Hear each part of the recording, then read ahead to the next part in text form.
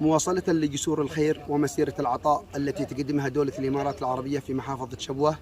فقد دشنت هيئة الهلال الأحمر الإماراتي اليوم قافلة من المساعدات الغذائية لأبناء مديرية مرحى العليا، وهذه المساعدات تأتي بحرص من القيادة الرشيدة لدولة الإمارات العربية المتحدة للتخفيف من المعاناة والصعوبات الإنسانية التي تثقل كاهل المواطن في مديرية مرحى العليا، وكذلك من أجل تحسين مستواهم المعيشي. بسم الله الرحمن الرحيم.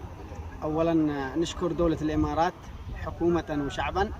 على ما يقدمونه لمديرية مرحى العليا في مجال التغذية عن طريق الهلال الأحمر، وأيضا شكرنا موصول للفريق القائم على الهلال الأحمر،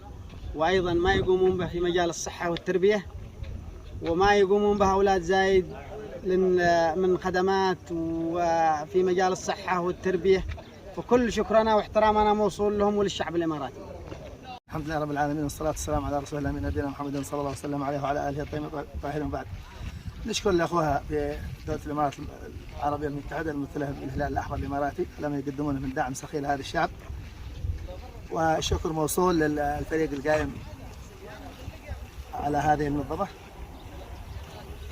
وبنيابة عن أهل عن كل اليمن نشكر الأخوة في دولة الإمارات العربية المتحدة.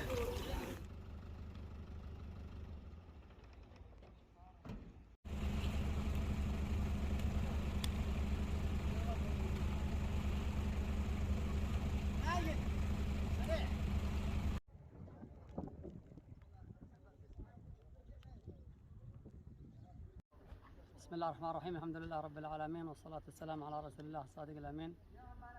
وبه نستعين في أمور الدنيا والدين. في هذا المقام نقدم الشكر الجزيل لدولة الإمارات العربية المتحدة والهلال الأحمر الإماراتي على ما يقدمونه من دعم سخي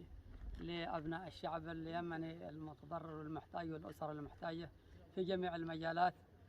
فلهم الشكر والتقدير على كل ما يقومون به، ونسأل الله سبحانه وتعالى أن يجعل ذلك في ميزان حسناتهم